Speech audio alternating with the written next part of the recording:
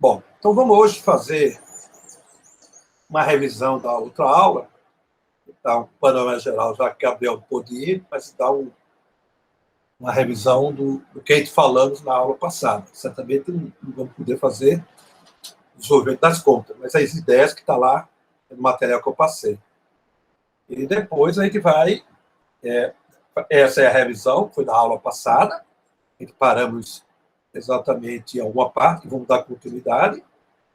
Aí vamos falar as propriedades gerais dos harmônios esféricos, algumas resultados importantes, a base padrão e os orbitais moleculares. Talvez só são propriedades básicas e a gente vê como é que constrói os orbitais atômicos. Ok? Bem. Então, antes de começar, só para a gente comentar aqui para vocês, alguns problemas da lista que vocês podem iniciar. Né? Eu estou colocando aqui as ideias que vocês podem fazer. Por exemplo, a questão 16, ele diz: uma partícula de spin 1 é descrita pelo Hamiltoniano. Então, está dado aí, onde A e B, né, são constantes reais. Aí, letra A, calcula os níveis de energia desse sistema. Quer dizer, diagonalizar o Hamiltoniano e calcular, né, as energias. Né? Letra A, aí diz: se θ igual a zero, o spin está em um alto estado, SZ, com valor mais H. Calcula o valor médio de S em T maior que zero. Certo? Em T maior que zero. Então, você tem a função, o estado inicial do SZ, que é para spin 1, então o estado 1. Né? Aí você tem o Hamiltoniano, que vai encontrar os autovetores com uma combinação linear do 1, 0 e menos 1. Né? Aí você reescreve o estado 1 em função dos autovetores do meu Hamiltoniano H, e aí você faz a evolução temporal, que é aquela exponencial daquele operador unitário. Né? É assim o procedimento sempre padrão que a gente faz.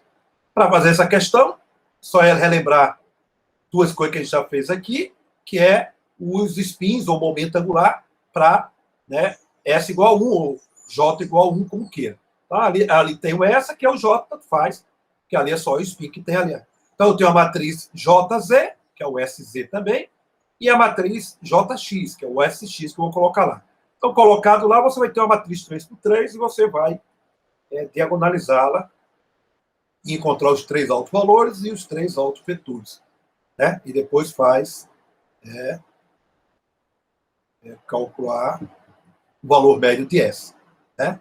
Aí precisa calcular o φ de T para calcular o valor médio de S. Então, o valor médio de S, vetor, é calcular o valor médio de SX, de SY e SZ. São as três componentes para calcular o valor médio de S. Essa é uma questão, né? Está em qualquer livro texto, mas eu fiz questão de falar para vocês, dizer como fazer. Né? Bom, então vamos voltar para a nossa aula de semana passada, fazer uma revisão para colocar o Gabriel a par do que foi feito.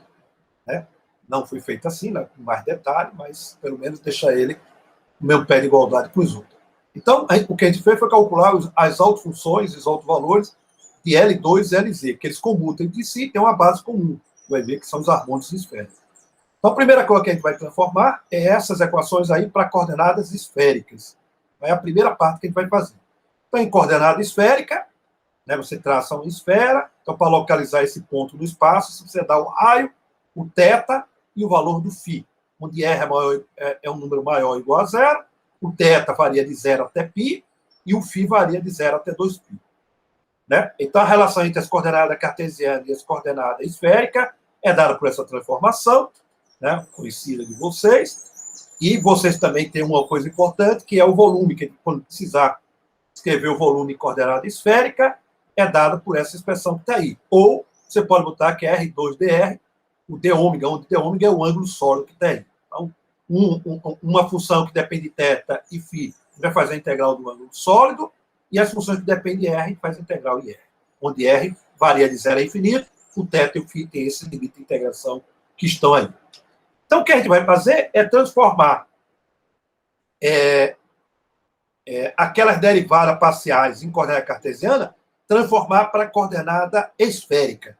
A gente fez essas continhas lá, eu não vou repetir aqui. Então, eu tenho x, eu posso agora encontrar o r, que é raiz quadrada de x ao quadrado mais y ao quadrado mais z ao quadrado. Se eu dividir y por x, eu encontro tangente de φ, então, portanto, encontro o φ. E se eu combinar o x e o y e o z, eu encontro o θ. Então, eu tenho r como função de x, y, z, φ como função de x, y, z, quer dizer, não depende de z, e o θ como função de x, y e z. Aí eu vou precisar calcular cada uma das derivadas parciais. Então, calcular cada uma das derivadas parciais é um trabalho braçal, né? Então, a derivada em relação a x, eu vou transformar para r, θ e φ. Então, é derivada de r em relação a x, dθ de x e dφ dx. Aí eu tenho r em função de x, y e z, eu derivo, tenho φ, tenho θ, então todas essas contas eu sei fazer, é braçal realmente, né? Aí eu tenho a derivada em relação a y, a mesma coisa, derivada em relação a z. Aí o que é que eu faço? Pego essas derivadas e boto lá nas componentes do meu momento angular. E boto o valor de x, y e z também. Manipulo isso, eu encontro as minhas componentes de momento angular em coordenada esférica. Certo? Então, está aí exatamente o que acontece quando eu substituir aquelas derivadas parciais e o valor de x, y e z, eu encontro Lx, Ly e Lz em coordenada esférica, como está aí. Okay? Bom, outra grandeza que a gente vai utilizar e é útil para a gente é o L mais L menos, o operador escada, que é o Lx mais ou menos Li e Ly. Como eu tenho Lx e Ly, só eu manipular Lx e Ly, a gente reescreve o L mais menos, o criador e destruição do né, de estado, né, momento angular, é através dessa expressão. Então, essa expressão vai ser útil para a gente encontrar as funções de onda, as autofunções do L2 e do Lz. Bom, eu posso também, e aí também eu não vou fazer, mas eu posso pegar agora o Lx ao quadrado. Não é só tem que tomar cuidado, vai ficar o quadrado primeiro, o quadrado segundo, é o primeiro pelo segundo, o segundo pelo primeiro. Né? Porque não commuta aqueles dois. E tem que fazer isso tudinho, Lx ao quadrado, Ly ao quadrado, Lz ao quadrado. Quando eu fizer essa soma todinha, eu encontro L ao quadrado, que é o operador que eu vou precisar, o L2 e do Lz, para calcular as autofunções associadas aí. Né? Também, uma coisa importante, se eu tenho um hamiltoniano, meu hamiltoniano é P2 sobre 2M mais VR, então o meu laplaciano, eu posso escrever, né, eu pego lá em coordenada esférica e escrevo, né, em função do L2, que esse termo angular que aparece lá no laplaciano, eu reescrevo em função do L2. É uma forma útil mais na frente, quando resolver potenciais centrais. Né? A partir da outra semana, que a gente vai fazer potencial central. Ok? Então, esses são resultados que a gente obteve na aula passada. Bom, os observáveis são comutáveis, então, o H, L2 e Lz são comutáveis, então, a gente já mostrou potenciais centrais, todos os três comutam entre si, portanto, tem a mesma autofunção, certo? Se tem a mesma autofunção, satisfaz essa equação de autofunção. Então, o H tem uma energia E, que eu não sei ainda, porque vai depender do meu potencial central, eu não sei nada sobre isso, mas eu sei associado ao L2, cujo alto valor dele é L mais 1, H cortado ao quadrado, e do Lz é MH cortado. Lembrar que M vai de menos L a L, e L é um número qualquer, a princípio, eu não tenho nenhuma informação ainda sobre ele. Certo? Então, eu tenho essa equação que tem aí. Então, a gente vai se deter na equação angular, de L2 e Lz. Certo? Porque, no caso do H, eu não tenho o valor do meu potencial central. Portanto, eu não tenho o valor de E, eu só vou me deter às soluções da parte radial. Então, você note que o L2 e o Lz só dependem do ângulo. Então, portanto, eu tenho uma equação diferencial que vai ser uma função de onda que só depende do ângulo. Essa função de onda é conhecida como os harmônicos esféricos, que eu vou reapresentar aqui para vocês. Então, quando você pegar o L2, que nesse tempo eu apresentei, e colocar na equação de autofunção que está lá em cima, eu tenho essa equação a ser resolvida. E a mesma coisa no Lz, pego lá o meu Lz e aplico lá na última equação, eu tenho essa equação de autofunção e autovalores a ser resolvida. Ok? Então, essas são duas equações diferenciais a serem resolvidas. Note que minhas equações independem de R, então, note que só depende dos meus ângulos, então eu posso separar minha função φ de R como produto de uma função de R vezes uma função que depende de θ e de φ, né? Então, é exatamente isso que a gente vai fazer, separação de variável. Então, portanto, meu φ de R é um R de R, que eu não sei quanto vale ela, que depende do potencial central, vezes essa função que eu vou chamar de harmônicos esféricos, que são as soluções que dependem de L e de M. Então, agora eu tenho minhas equações é para o L2, associado só com a parte angular, que a parte R não depende, cancela ambos os membros, e tem a equação do LZ a ela associada. Né? Então, agora eu tenho a condição para normalização, então eu integro aquela minha função em todo espaço, o D3R, aí você adotou a seguinte conversão, a integral angular é igual a 1, e a parte radial também igual a 1, porque você separa duas integrais independentes uma da outra, porque a minha função é uma função que depende de R, e a outra função que depende do ângulo. Então, você tem a condição de normalização para os harmônicos esféricos e uma para a função R de R, que eu não sei ainda quanto vale, porque a gente não resolveu o problema do potencial central aí, certo? Então, essas são as condições de normalização que a gente vai usar para o ângulo e para a parte radial. Okay? Bom, então, se você pegar a nossa equação L de Z e colocar lá o meu operador LZ lá no harmônico esférico, eu fico com essa equação que tem aqui, né? Os valores de L e M que a gente vai determinar aqui. Então, você veja que eu posso, né, para essa equação, dado do LZ, né, que é a solução do valor do LZ, eu posso reescrever y de L de M dessa forma que tem aqui. Uma função só de θ e uma exponencial de IM-φ, que se eu substituir naquela equação, dá aquela equação diferencial que eu tenho ali. Né? Então, você tem exatamente o meu harmônico esférico, exatamente dado dessa forma que tem aí. Quem é o φ de L de M de θ, a gente vai descobrir isso nessa aula de hoje. Ok? A gente vai dar continuidade do que a gente paramos na aula passada. Bom, então se você veja agora como o meu harmônico esférico pode ser separado dessa forma, se você pegar o φ e der uma volta completa, a sua função de onda não muda. Porque eu dei uma volta completa de 2π, a minha função de onda é a mesma. Então, o meu harmônico esférico não deve mudar. Quando eu fizer φ mais 2φ, mais 2π. Portanto, ela deve, né, dizer que para qualquer φ e eu andar 2π, ele volta para o mesmo harmônico esférico anterior. Né? Então, que condição isso me dá? Se você colocar lá na minha termo exponencial, eu chego a essa condição, que é a exponencial de I m2π é igual a 1. Isso vale quando m é inteiro. E como m vai de menos L a L, L também tem que ser inteiro. Então, essa é a conclusão que a gente chegamos na aula passada, sobre os valores de L e sobre os valores de m. M a gente já tinha sabido da teoria do momento angular, e vai de menos L a L, e o L é um número inteiro. 0, 1, 2, 3, e assim sucessivamente. Certo? É um número inteiro. Muito bem. Bom, então agora vamos determinar os nossos harmônicos esféricos. Então, como é que a gente viu? A gente tem essa equação que rege os operadores escada, um sobe e outro desce. Então, quando eu pegar m igual a L e pegar o L+, ele não pode subir mais. Então, significa que o L+ aplicado a isso dá igual a zero. Então, exatamente, o L+ aplicado no y de L dá zero. Essa ideia que a gente está fazendo aqui lembra o que a gente fez lá para a construção dos estados do oscilador harmônico, quando ele aplicou o adaga para aplicar do estado fundamental. Ele não pode baixar mais, isso dá igual a zero. Aí deu uma equação diferencial, a gente determinou o φ de zero. É o que a gente vai fazer aqui, determinar o y de L de L. É esse o nosso objetivo que tem aí. Aí quem é o L+? O L+ é aquele operador diferencial que está lá na nossa equação. A gente substitui ele aqui.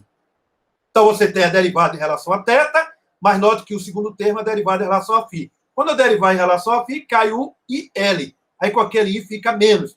Então, quando você colocar essa minha função aí dentro desse parênteses, aí cancela coisas que são irrelevantes, fica uma equação diferencial para o θ. Uma equação diferencial fácil de fazer, porque eu boto φ de L lá para baixo, o dθ para lá, faço essa integral, eu encontro φ de L, que é uma constante que eu vou determinar, que é a constante de normalização, vezes C, seno de θ elevado a L.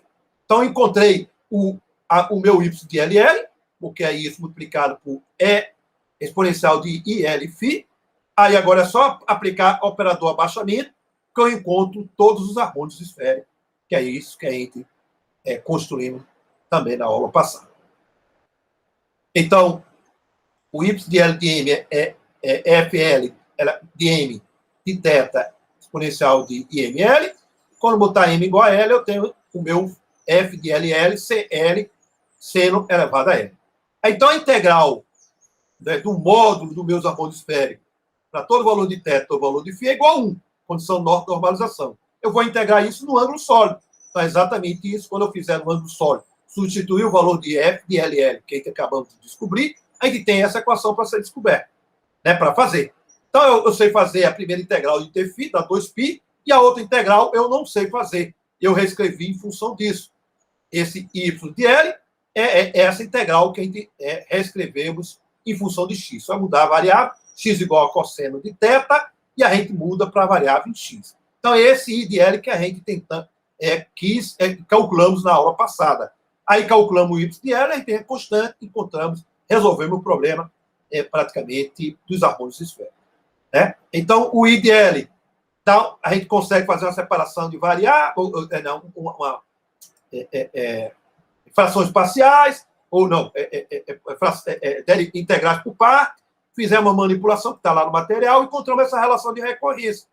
Essa relação de recorrência a gente gera a partir do y de 0, que é 1, então y de 0 é igual a 1, né? Botar L igual a 0, desculpa, é 2. Y de 0 é 2, né? Que dá 1 menos x2 elevado a L dá 1, então a integral de dx de menos 1 a 1 dá 2.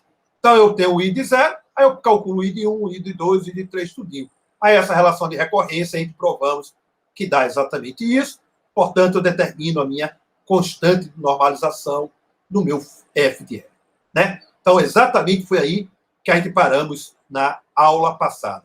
Então você está para ver aí, né, Gabriel, que a gente fez um bocado de conta. Eu estou colocando só as passagens, porque isso a gente fez tudo, né, no quadro. Ok? Muito bem. Então, note que eu encontrei um modo, então eu vou colocar uma fase. Essa é uma fase muito conhecida, que isso tem uma justificativa que a gente vai ver a priori. Eu vou colocar a fase menos 1 elevado a L. E aí, com isso, eu encontrei o f de L, eu calculei a minha constante, portanto, eu tenho o y de L de F. Pronto. Então, resolvemos o nosso problema do primeiro harmônico esférico encontrado a solução. Agora, vamos encontrar os outros. Bom, se eu encontrei o y de L, agora eu aplico o operador abaixamento e vou baixando ele, né, sucessivamente para encontrar todos os harmônicos esféricos. Então, esse é o procedimento que a gente vai usar agora. Então, por exemplo, se eu aplicar o L-, né, no y de LL, ele vai para o y de L, L-1. Aí uso a minha equação que está lá, então me dá exatamente isso que está aí. Então, M igual a L, então dá M igual a L, então fica LL mais 1 menos LL menos 1. Quando eu fizer essa manipulação, ali vai dar a raiz de 2L, aí eu tiro o valor de Y de L, L-1, em função de Y de L. Né? Então, Y de L, L, eu já sei. Então, agora eu encontrei o Y de L, né, L-1. Aí, o que é que eu faço agora? Aplico outra vez L-. Aplico outra vez L-. Então, quando aplicar outra vez L-, usa a regra do L-, a gente fica com esse resultado que tem aí. Ok? Aí, isso aí está separado, certo? Vou até consertar isso aqui.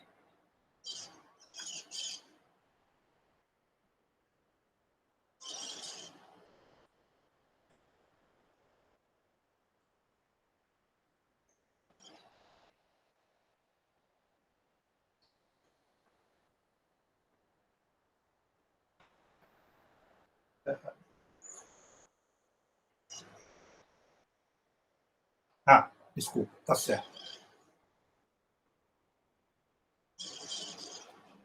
Tá certo. Viu aqui. Certo?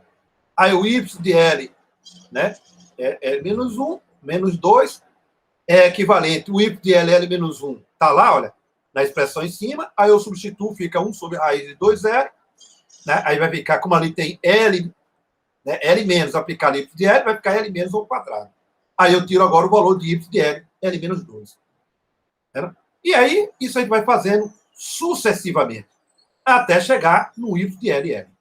Certo? Então, isso é um procedimento. Ó. Eu tenho todos eles aí. Aí aplico agora para encontrar o y de L menos 3. Então, aplico o L menos no y de L, L menos 2. Aí aplica a regra que tem lá. Aí o y de L, L menos 2 é o que a gente acabamos, está lá em cima. Aí eu substituo lá na equação de L menos. Aí vai ficar L menos elevado a terceira. L menos elevado a terceira. Aí eu faço aquele radical que está ali no lado esquerdo do y de L, L menos 1. Aí eu encontro o y de L menos 3. Né? Então, isso é um procedimento, né, bastante indutivo. Eu vou colocar todas as fórmulas que a gente encontramos. O y de L é menos 1, o L é menos 2.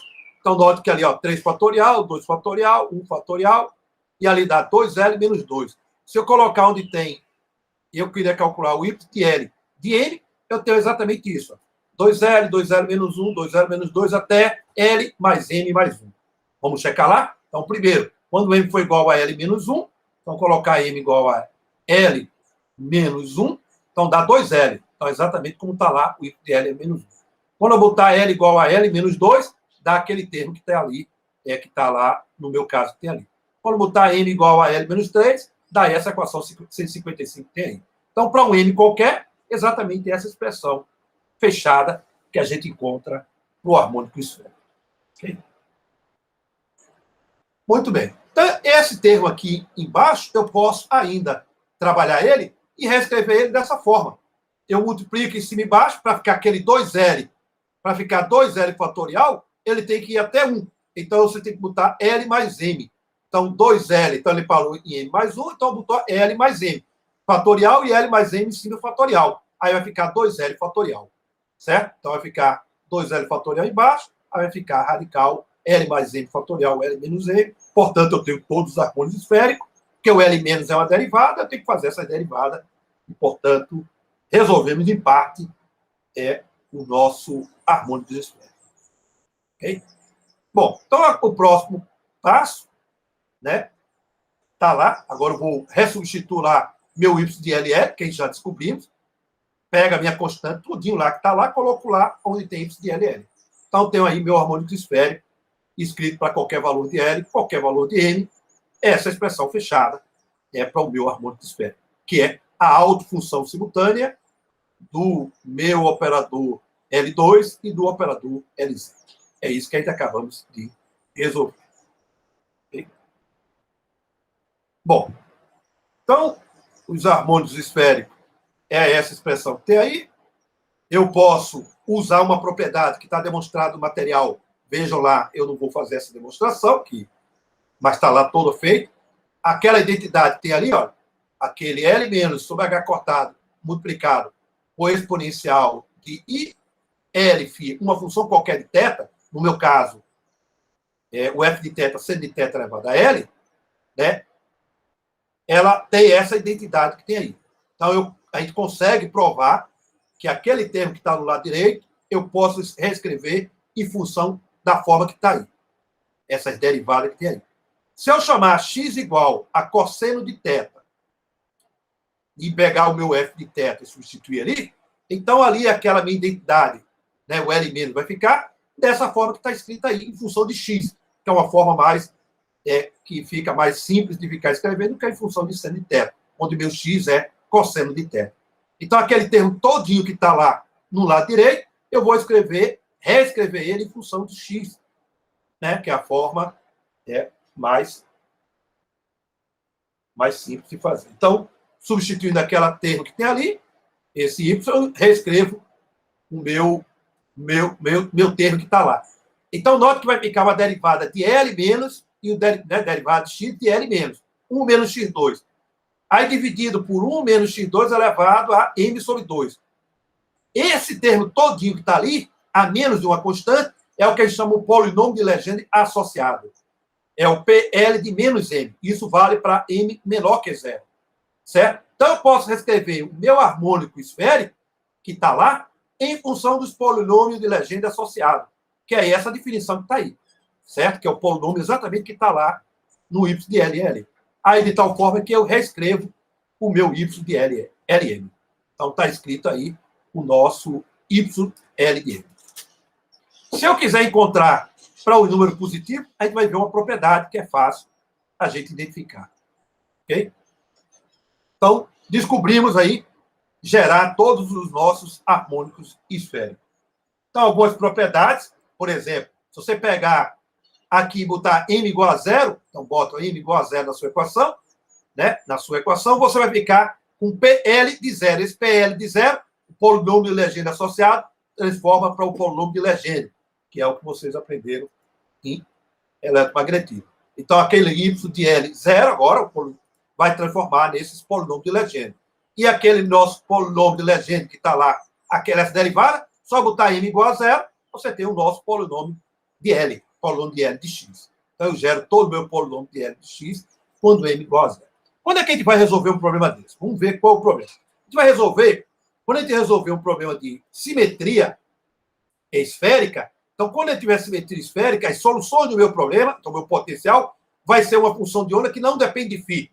Então, as soluções é m igual a zero. Então, exatamente, só as soluções para m igual a zero. Então, pode ser L igual a zero, L igual a 1, L igual a 2, mas para m igual a zero. Então, a gente diz que o meu sistema tem simetria axial. Minha função de onda não vai depender de φ. A gente vai ver quando resolver o problema do elétron dentro de uma esfera, uma barreira de potencial esférico. Então, portanto, tem simetria esférica, portanto, a minha função de onda não vai depender de φ, só vai depender de θ e de R. Ok? Muito bem. Então, voltando às nossas equações, você tem exatamente nessa equação, você veja, na primeira equação, que é associada com L2, eu tenho aquela equação diferencial. Você veja, pega a minha função de onda, olha, a derivada primeira está embaixo. Se eu derivar duas vezes, fica M2. Mas como eu quero para M igual a zero, então para M igual a 2, a derivada segunda da minha função de onda vai dar zero. Então aquele segundo termo da minha equação diferencial vai dar zero. Então aí eu boto lá, para M igual a zero, eu tenho essa equação diferencial a ser resolvida. Essa equação diferencial é uma função, então, g de θ, que agora só vai depender de θ, não depende do φ, porque o φ saiu, que saiu daquela equação para M igual a zero, então só depende de θ. Essa é a solução, tem duas soluções. Uma é o polinômio de Legendre, PL de cosseno de θ, com uma equação diferencial de segunda ordem, e a outra solução é o chamado de um G2, a segunda solução de L, que é a solução singular. Geralmente a gente não usa porque a nossa função de onda não tem singularidade. Ela é uma função de quadrado integrado. Então a segunda solução é essa que está aí, talvez nunca ninguém usou, né? Então em mecânica quântica a gente não usa porque a nossa função não tem nenhuma singularidade, mas eu estou colocando que existe uma segunda solução, essa solução singular. O que é a solução singular? Para θ igual a zero e θ igual a π, isso dá infinito. Então, por isso que ela é singular em θ igual a zero, porque θ igual a zero é x igual a 1, e θ igual a π, x igual a menos 1. Então, se você colocar aí, cada aquele logaritmo que tem ali, você dá funções vai ao infinito. Então, essa é a solução singular, que a gente não usa, por isso que a gente bota o coeficiente b igual a zero. Né? Então, essa é a nossa solução. A nossa equação diferencial, que está ali em função de θ, eu posso reescrever ela em função de x, que é o cosseno de θ. Esse é um teste para vocês fazerem no material que eu passei para vocês, só é fazer manipulação, você chegar a essa equação, é o que chama equação diferencial de Legendre. Então, é a famosa equação de Legendre. Então, eu tenho essas duas soluções, uma função de cosseno de θ e uma função de θ, ou uma função de x, que é melhor, era para ter colocado aí. Ok? Então, aqui são algumas soluções só para a gente ver, dos polinômios de Legendre, que a gente gera pelaquela função, né? Aquela fórmula de Rodrigues. Então, para L igual a 0, PL é 1. Para L igual a 1 é x. L igual a 2 dá esse. L igual a 3. E aí eu gero quantos eu quiser. Os QL são as soluções singulares, que a gente não vai usar. Mas eu estou colocando aí como informação. Então, aí está o Q0, o Q1, o Q2 e o Q3. Todos têm singularidade em x igual a 1 e x igual a menos 1. Certo? Então, essa parte singular a gente não vai usar no nosso problema. Ok? Muito bem. Então, bora para frente. Então, aqui é o nosso y de L. A condição de normalização, se eu normalizar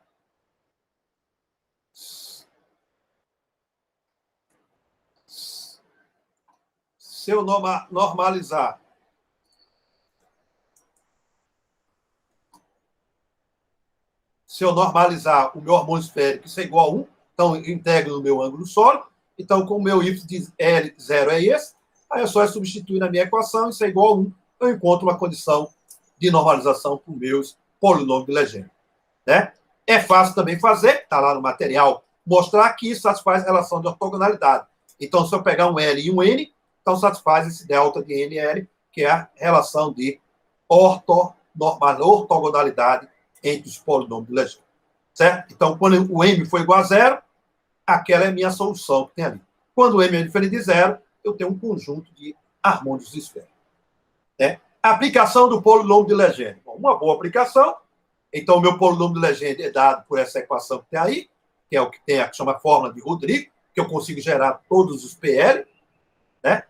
Então, se você pegar uma função geratriz dado por isso, é fácil você provar que a derivada Lésima do G, botando T igual a zero, dividir por L fatorial, dá exatamente aquela equação que tem ali, como está o nosso PL que tem ali. Para que serve isso? Para você expandir lá em eletromagnetismo, que a gente vai usar isso futuramente. Então, se você pegar aquela função e expandir em série de T, o coeficiente dele, que é a nossa derivada, que é aquele termo, nada mais é do que o nosso PL, chamado a fórmula de Poisson, certo? Essa é a equação quando a gente tem distância entre dois pontos, né, que dá uma raiz quadrada embaixo. Então, quando você precisa disso, você pode usar polinômio de Legendre. Isso quando tem simetria axial. Ok? Então, veja o interesse disso. É que você tem simetria axial, que é exatamente o caso. O meu sistema não depende de φ, só depende de θ. Então, meu R' é só cosseno de θ. Então, se eu pegar R menos R', R é o ponto onde eu quero calcular o potencial, e R' é o ponto onde está lá no meu anel, por exemplo. Né? Então, R menos R' é dado exatamente por isso. É o R ao quadrado, R' ao quadrado, menos 2R escalar R', elevado a menos 1 meio. O produto escalar R e R' só depende do θ, porque o meu resultado vai depender de φ. Então, agora eu posso usar a fórmula de Rodrigues, então, aquela fórmula de Poisson, e reescrever e calcular o meu potencial em qualquer ponto, exatamente através dessa equação. Então, esse é um resultado importante, né? Relembrando um pouco de eletromagnetismo no curso de vocês. Quem é esse R menos R mais? Por exemplo, se o R for menor do que R, quem é o R? É o raio do anel. O meu R menor é o R e meu R maior é o R grande. Se o R for maior do que R, o R menor agora é o R grande e o R maior é o meu R. Certo? É isso a minha expansão. E aí está a expressão do meu potencial do anel para qualquer ponto no espaço. Né? Para qualquer ponto no espaço. Ok? Se você colocar θ igual a zero, volta para aquele probleminha de física 3, o potencial sobre o eixo de simetria. Para um ângulo θ qualquer, esse é o meu potencial. Esse é o uso direto do polinômio de Legendre. Né? Quando o sistema tem simetria axial. Bom, e se o sistema não tiver simetria axial, o que é que significa? Que a minha densidade linear da carga, ela varia em função do φ. Então, agora vai depender do φ. Aí o negócio vai ter que ser dessa forma. Então, agora o meu R depende de θ e de φ, meu R' depende de θ e de φ, não tem mais simetria axial, então agora eu vou definir um cosseno de gama, que é RR' dividido por RR', certo? E aí agora eu posso pegar o produto escalar R com R', eu tenho isso que está aí. Pego o R que está lá e multiplico pelo R'. Dá exatamente isso que tem aí. Ok? Bom, note que eu posso colocar em evidência seno de θ, seno de θ' na primeira equação. Se eu colocar seno de θ', vai ficar cosseno de φ vezes cosseno de φ', mais seno de φ vezes seno de φ', que é o cosseno da subtração de φ menos φ'. Está exatamente cosseno de gama, que o agora vai ter de uma forma geral. Né? Então, cosseno de θ', e agora fica nessa função que tem aí. Então, agora, minha distância que vai separar o ponto do meu infinitesimal, né, até o ponto onde eu quero calcular o potencial, vai ser dado em função agora do cosseno de gama. Então, agora eu tenho a minha expansão, e aí vai dar exatamente essa expansão, R menos elevado a R mais elevado a L mais 1. PL de cosseno de gama. Aí, quem é esse PL cosseno de gama? Né? Então, lógico que para calcular o meu potencial agora com um ponto qualquer, é só substituir e colocar ali a fórmula. Mas quem é o cosseno, aquele PL? Aí existe chamado teorema da adição de física matemática. O teorema da adição eu posso reescrever aquele PL de cosseno de gama em função dos harmônicos esféricos. Então, aquela densidade de carga, eu preciso dizer quanto é ela para fazer essas integrais. E agora você calcular o potencial para qualquer ponto do espaço. Né? É assim que isso usa agora dos meus harmônicos esféricos. E isso vai ser útil mais na frente. Por isso que eu estou falando com vocês agora. Okay? Muito bem. Então, voltando para a nossa equação diferencial. Agora, a nossa equação diferencial para m diferente de zero. Então, se eu derivar duas vezes, tem m2. lá na equação que tem, na primeira equação que tem derivada em relação a φ, aí eu substituo lá, fico com essa equação. Uma equação agora em função de m. Se eu botar m igual a zero, volto para o nosso polinômio de Legendre. Agora, essa equação diferencial tem duas soluções. A solução analítica, que vai nos interessar, tem uma solução que é singular, que não vai nos interessar. Então, a solução analítica desse problema é a solução dos harmônicos esféricos. E os meus harmônicos esféricos, a gente já sabe determinar, né? A gente já sabe determinar. Ele tem essa propriedade básica que tem aí. Se eu quero calcular os m negativos, eu tenho essa propriedade. Então, se eu calcular todos os negativos, eu posso calcular agora os meus positivos. Ok? Então, usando essa identidade matemática que tem como consequência da definição, né, do meu sistema que tem aí. Ok? Então, a minha solução analítica, a solução dessa equação, eu posso transformar ela em função de x igual a cosseno de θ, e reescrevo essa equação. Então, a solução é conhecida dos meus harmônicos esféricos, e a equação diferencial agora que eu tenho é a equação diferencial associada, né, de Legendre associada. Se o m for igual a zero, volta para o nosso polinômio de Legendre. E m diferente de zero, tem os nossos, né, harmônicos esféricos, a solução dos meus harmônicos esféricos. Okay? Que são os polinômios, no fundo, esse φ ômega de x vai me dar os PLM de x. E meus PLM de x é dado por essa equação que tem aí. Então, são as duas equações diferenciais que, a partir de agora, a gente não vai mais falar. A gente só vai usar a solução. No próximo capítulo, a gente vai resolver a equação radial. As partes angulares já está toda bem estabelecida.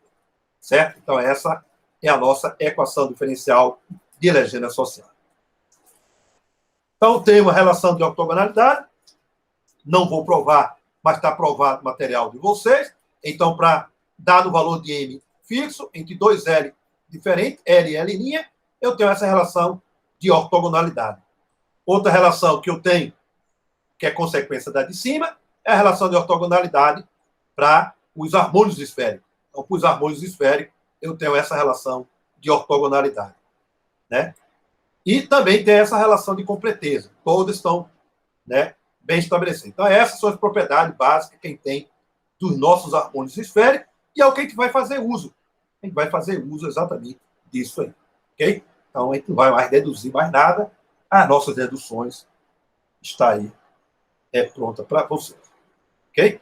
Bom, o y e L de n, ela forma uma base, então, um espaço de Hilbert, de funções de quadrados integráveis que dependem de θ e φ.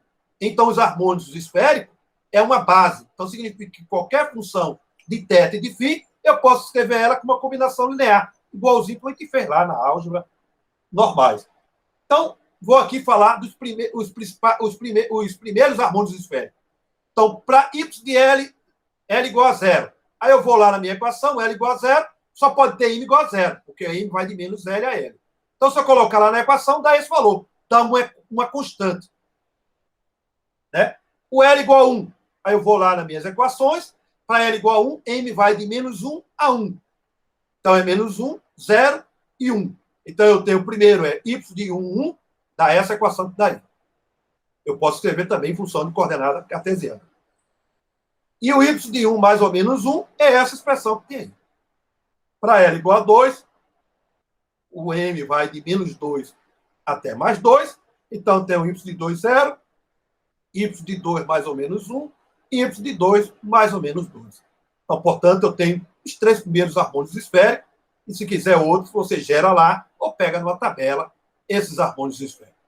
Certo? Agora eu vou mostrar para vocês como é que eu posso descrever os orbitais atômicos. O que são os orbitais atômicos? O gráfico dessa minha função, que é a função de θ e de φ. Então, é um gráfico tridimensional. Então, esse gráfico tridimensional, o primeiro dos orbitais atômicos é o L, é o que a gente chama de orbital S. Então, para L igual a zero, note que ele dá uma constante, então ele dá uma esfera. Então, exatamente, chama o orbital S. Então, por isso que aquele retrato que tem do átomo de hidrogênio, ela é uma esfera, porque ali é o estado fundamental. Ele está no L igual a zero. Então, o orbital dele é exatamente uma esfera, porque o raio é constante. Meu y de 0, 0, o módulo dele é uma constante, igual a 1 sobre 4π. Então, portanto, é totalmente igual, né, o meu sistema. Então, esse é o orbital S. Bom, o orbital P.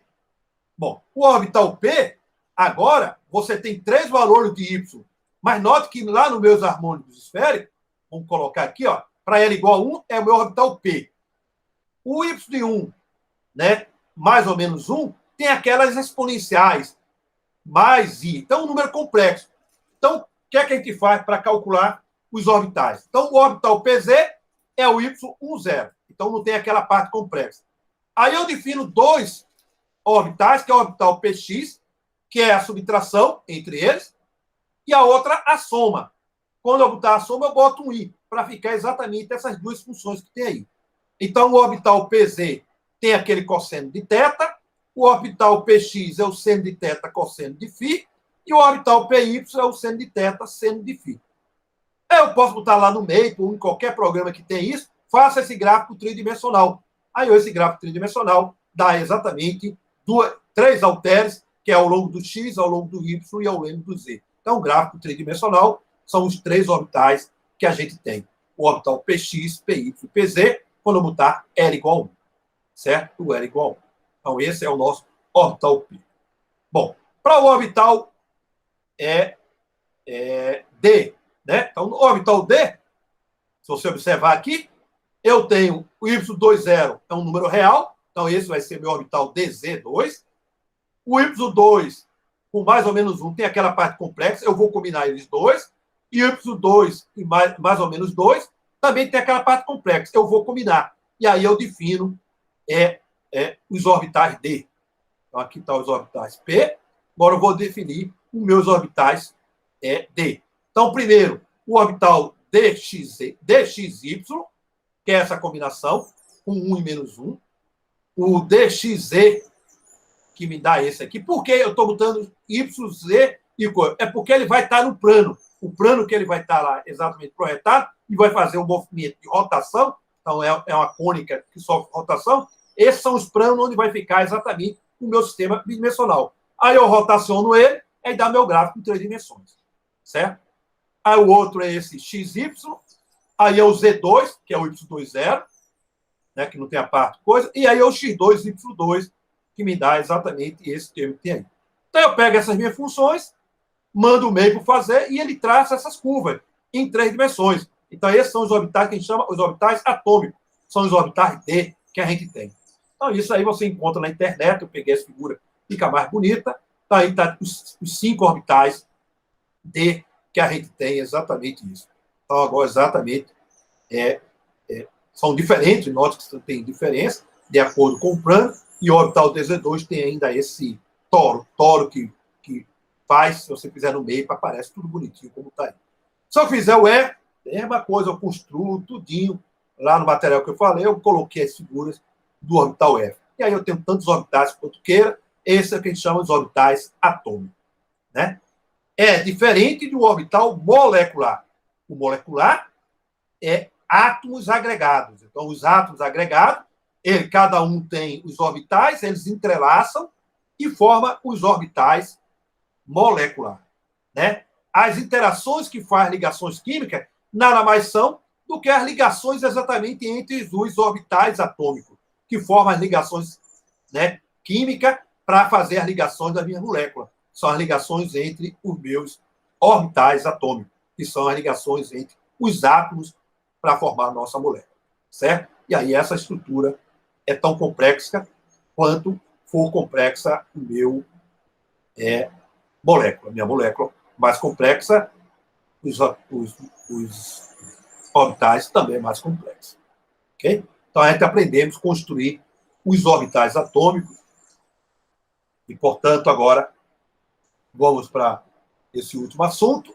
Eu vou dar uma aula hoje de menos, para não cansar, uma aula de 1 hora e pouco, para evitar, né, a gente não dar muito assunto por 2 horas, que eu tenho certeza que não aguentam vocês. Né? Bom, então, como eu tinha falado, os harmônicos esféricos constituem uma base de quadrado integrável, porque a integral dela dá 1. Então, dada uma função de θ e φ, ela é uma função de quadrado integrável, vou dizer que a normalização é igual a 1. Então, portanto, eu posso escrever o gθ de φ como uma combinação linear dos harmônicos esféricos. Teorema da expansão. Então, agora eu tenho 2 coeficientes, eu tenho 2 índices, o L e o M. O L vai de 0 até infinito, o M vai de menos L a L. Então, eu tenho o alfa de L e M multiplicado pelos harmônicos esféricos. Então, esse é o teorema da expansão agora para uma função de θ e φ. Né? Então, o Y de L e M eu uso a condição de normalização, de ortogonalização dos harmônicos esféricos, eu calculo os coeficientes do meu sistema que está aí. Okay? Então, é imediato a gente fazer. Okay? Bom, como o meu G de θ e de φ está normalizado, quando eu substituir o meu G de θ e φ naquela equação, a gente mostra que os coeficientes satisfazem essa condição, que é a condição de normalização do meu G de θ e de φ. Certo? Sobre todos os L, sobre todos os M, e isso vai dar exatamente igual. Certo? Então, essa é como a gente calcula os coeficientes de uma expansão. Aí, daqui a pouco eu vou fazer um problema e a nossa aula curta hoje para vocês descansarem. Bom, então, a base padrão da minha função de onda. Então, eu tenho o meu newtoniano, o L2 e o LZ comútuo entre si. Então, portanto, eu tenho uma base comum. Então, agora, a minha base comum, eu tenho a equação de L2, a equação de LZ e a equação do meu newtoniano H. Então, o meu newtoniano H vai depender de um K. Agora, eu botei um número quântico K agora, porque vai estar relacionado com a minha energia, a alta energia do meu newtoniano.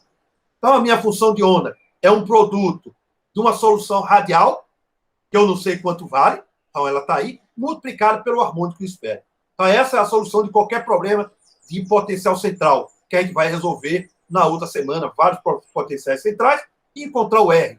E a solução angular são os harmônicos esféricos.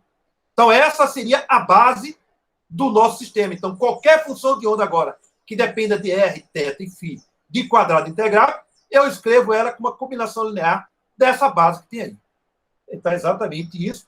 Eles são ortogonais, satisfaz a relação de ortogonalidade, então, portanto, elas satisfazem isso, né?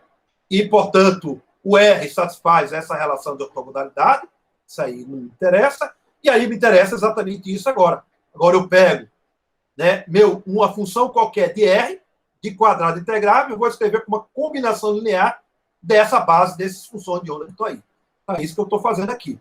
Um φ de R qualquer, de quadrado integrável, é escrito com uma combinação linear dessa base que tem aí. Que agora eu coloquei a parte radial. Não depende só de θ e φ, agora depende também de R.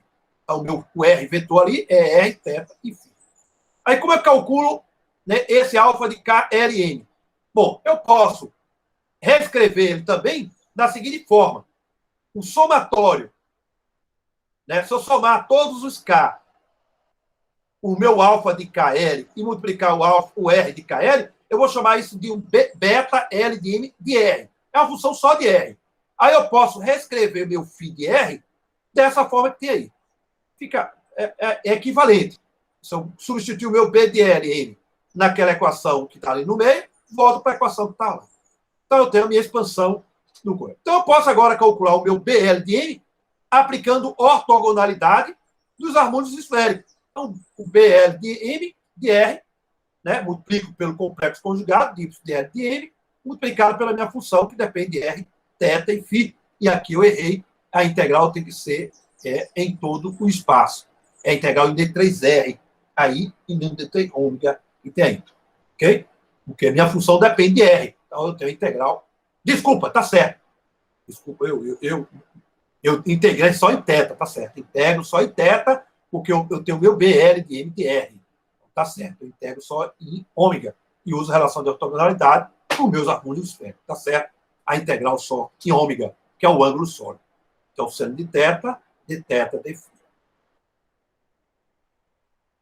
Bom, então, com essa expansão agora a gente vamos calcular a probabilidade. E aí a gente vai fazer um problema e acabamos a nossa aula por hoje. Certo? Então, eu tenho a minha expansão, que agora a gente já sabe calcular o BL de M de R. Certo? Aí vamos calcular como o L2 e o LZ podem ser medidos simultaneamente. Eu vou calcular primeiro qual é a probabilidade de encontrar L2, LL mais 1, H cortado ao quadrado, e o LZ, MH cortado. Então, é exatamente esse PL2, esse símbolo que eu estou representando, LZ, a medida de L e M. Eu estou medindo os dois simultâneos. Então, lá na minha expansão, eu vou somar todos os valores de K e fixar o valor de L e o valor de M, que eu estou fixando a minha probabilidade. Então, eu somo só os K. Então, lá no meu coeficiente da minha expansão, eu somo todos os valores de K para L e M fixo. Eu teria aí a probabilidade de medir L2 e LZ simultaneamente. Eu posso calcular, né, aquele somatório em função de BL de M. Então, se você pegar o BL de M, que é essa definição que está aqui, né, que é essa integral que está aí, né, esse somatório que está ali. Tá vendo? O somatório que está ali na nossa equação. E substituo nessa integral em R, eu fico exatamente com isso que tem aí. Né?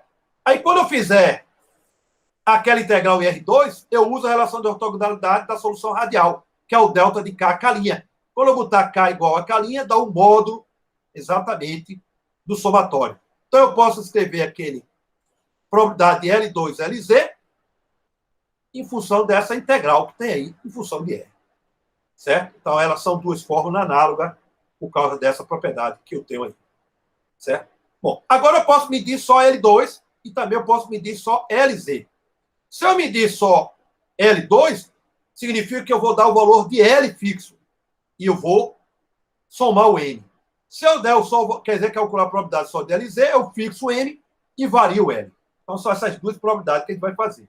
Então, primeiro do L2, né? Então, fixo agora o valor de L. Então, quando eu fixar o valor de L, eu somo o valor de M. Então, dado o valor de L, o M varia de menos L até L. Então, está aí a probabilidade de medir L2. E, finalmente, a probabilidade de medir LZ, eu fixo o valor de M. Então, quando eu fixo o valor de M, então agora eu tenho que fazer soma o valor de K e tem que satisfazer o meu valor de M. O L tem que ser maior ou igual ao módulo de M. Ou você faz através daquela integral. As duas são equivalentes. Ok? Bom, para isso tudo ficar claro, melhor fazer um problema. Né? Então, o problema vai ficar isso mais claro. Então, o problema que eu vou fazer é um exemplo que está feito, não sei se foi feito, né? Esse diz o seguinte: considere um rotor rígido descrito pelo hamiltoniano H igual a L ao quadrado, que é o momento angular, dividido por 2I, onde I é o momento de inércia da molécula e que o sistema é descrito pela seguinte função de onda angular. Então, eu tenho uma função de onda que só depende do ângulo. Não tem θ, ou só depende de θ, enfim, não tem R, a parte angular. Onde N é uma constante normalização. Aí ele pergunta: quais as medidas de L2, LZ e H e quais as respectivas probabilidades? Bom, antes de fazer isso, a gente vai calcular a constante normalização. Então, vamos fazer a integral em todo o ângulo sólido, sem dar igual a 1. Então, a primeira coisa que a gente vai fazer é exatamente isso. Pega aquele módulo, igual a 1. Usa a relação de ortogonalidade, então o produto entre eles dá 0, porque eles são ortogonais, então eu só vou pegar o módulo de cada termo que tem ali. Certo? Vai ficar o módulo de N ao quadrado e o módulo de cada um, aquele módulo de cada um, né, vai dar 1. Então, o primeiro termo é 1, o outro dá 10, né, que é o módulo daquilo, o próximo dá 4, o próximo dá 1. Portanto, somando isso aí, eu encontro o valor de N, que dá exatamente 1/4. Então, agora eu tenho a minha função de onda. Para calcular a probabilidade, eu tenho que deixar a minha função normalizada. Então, agora a minha função normalizada é essa que tem aqui. Agora sim eu posso falar de probabilidade. Então, vamos lá. Então, vamos lá. Quem é o Y? É de 0, 0. Y de 0, 0 está me dizendo que L é igual a 0 e M é igual a 0. Ok? Então, o coeficiente que está ali, ela está associada exatamente com isso. Com a medida para dar L igual a 0 e M igual a 0. O segundo termo, o Y de 1 menos 1. É essa a minha autofunção. Está me dizendo que L é igual a 1 e o valor de M é igual a menos 1. E qual é a probabilidade dele? É o módulo daquilo ali. Então, o módulo daquilo ali vai dar o quê? Vai dar 1 mais o módulo da 10. 10 dividido por 16. Então, 10 dividido por 16 é a probabilidade de eu encontrar L igual a 1 e M igual a menos 1. O Y de 2 menos 1. Ela está me dizendo que L é igual a 2 e M é igual a menos 1.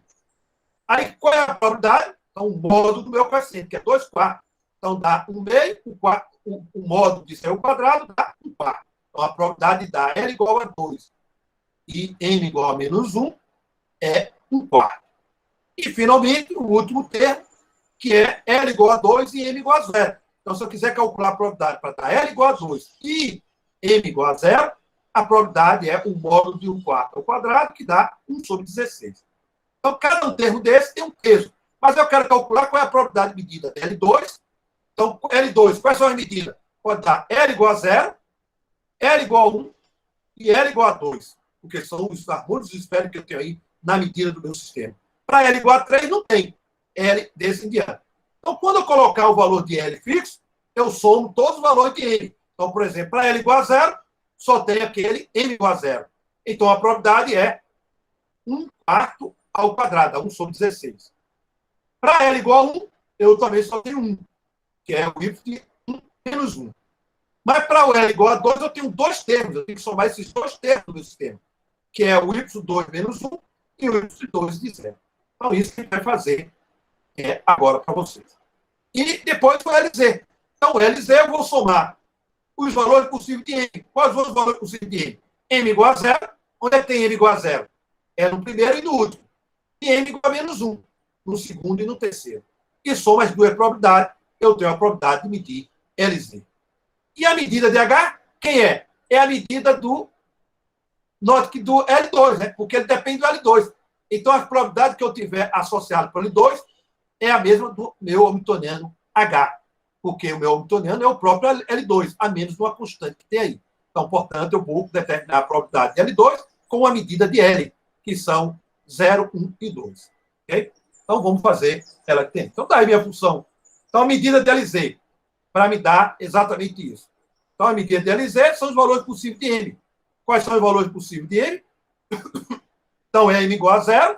Onde é que tem M igual a 0? O primeiro e o último termo. Então, dá 1 quarto ao quadrado mais 1 quarto ao quadrado. 1 oitavo. Né? E o outro, M igual a menos 1. Para M igual a menos 1, são aqueles dois coeficientes. Aqueles meus dois coeficientes, o primeiro dá 10 dividido por 16 e o outro 4 dividido por 16. 7 oitavos. Né? Para M igual a menos 1. Para M igual a 1, não tem. Dá 0. Para M igual a 2, não tem. Só tem esses dois. Por isso que a soma da probabilidade dá 1. 1 oitavo mais 7 oitavos dá exatamente 1. Né? Agora vamos para o L2. Né? Para o L2, quais são os possíveis valores que eu tenho? L igual a 0, L igual a 1 e L igual a 2. Então, para L igual a 0, eu só tenho aquele termo ali. Então, 1 quarto ao quadrado dá 1 sobre 16. Então, a medida dá quanto? L igual a 0. Para dar L igual a 1. Para dar L igual a 1, para L igual a 1, onde é que eu tenho L igual a 1? Só o primeiro. Aí o primeiro dá quanto? O módulo de 1 mais 3i dá 10. Dividido por 16 dá 5 oitavos. Então, qual é a medida do L2? 2h cortado ao quadrado. E, finalmente, para L igual a 2, eu tenho aqueles dois termos que eu tenho que somar. Isso dá 5 sobre 16. E o valor da medida do L2 vai dar quanto? L mais 1, h cortado ao quadrado, dá 6h cortado ao quadrado. Ok? Então, esse, note, se você somar as probabilidades, isso dá igual a 1. E, finalmente, o meu hamiltoniano, as probabilidades igualzinho do L2. Note que as medidas do meu hamiltoniano é L mais 1, porque a medida do L ao quadrado é L mais 1, H cortado ao quadrado. Então, essas são as medidas. Então, portanto, as probabilidades do meu hamiltoniano, né? Quando der L igual a 0, boto lá, a medida do meu hamiltoniano deu 0. O próximo, L igual a 1, boto L igual a 1, dá H cortado dividido por I. Boto L igual a 2 lá na medida do meu hamiltoniano, dá 3H cortado sobre I. Então, essas são as probabilidades e essas são as respectivas medidas do meu hamiltoniano. Ok? Então, só para lembrar a vocês, esse é um problema semelhante ao que está aqui, né? Que está na lista de vocês, que vocês devem fazer para reforçar o que a gente acabamos de fazer. Né? Então, encontra a constante de normalização, né? Este estado é autovelutor de L2, então, se L2 aplicado aí vai dar um número multiplicado pela função de onda, vocês vão ver que não. Né? Então, não é. Aí, se não é, ele pergunta, calcular o valor esperado. O valor esperado, eu aplico ela e calculo as integrais dela no espaço, uso as ortogonalidades dos meus harmônicos esféricos. Né? Qual é o valor esperado de LY? Como eu calculo isso? Bom, escrevo LY em função do L mais L menos. Aí eu sei como L mais L menos aplica naqueles harmônicos esféricos.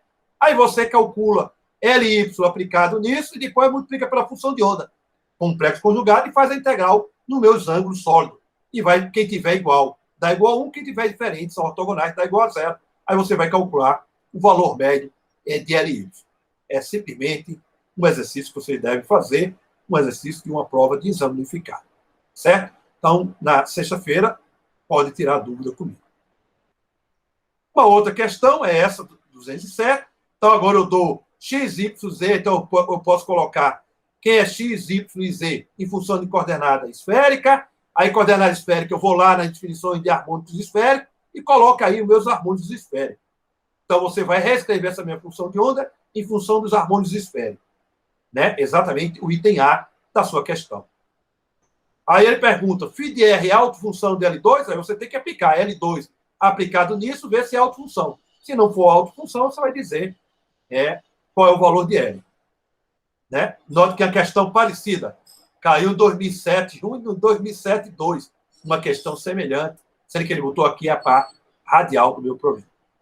E depois ele pergunta quais são as probabilidades de encontrar as possíveis medidas de LZ. Então, aí vocês vão fazer o que a gente fez anteriormente. Bom, eu vou parar por aqui. Deu 1 hora, que foi o que eu queria passar para vocês, por causa, né, para Gabriel ficou bom porque foi uma revisão, pelo menos do que foi dado na aula passada, e a nossa aula de sexta-feira vai começar exatamente a partir, né, a gente deve terminar o nosso capítulo na sexta-feira, certo? No colégio, né, às 2 horas, para a gente encerrar esse capítulo, ok? E aí falta o potencial central. Terminando o potencial central, a gente vai fazer a nossa primeira prova, ok? Uma pergunta, Gabriel? Não, professor. Professor, você não tem data marcada fixa para a prova, ou o senhor vai só terminar o capítulo e já vai à prova? Tem. Eu fiz um planejamento, mas o planejamento fugiu à tona. Então, eu vou marcar com antecedência, tá? Beleza. Tá? Eu vou começar. Quando eu começar o potencial central, a gente vai fazer a primeira prova. Então, a gente já está vendo o andamento dela. Então, por isso que tem que fazer os problemas que tem lá, estudar a teoria, e sexta-feira a gente termina esse capítulo. Certo? Sexta-feira a gente vai terminar esse capítulo para na outra semana a gente começar potenciais centrais.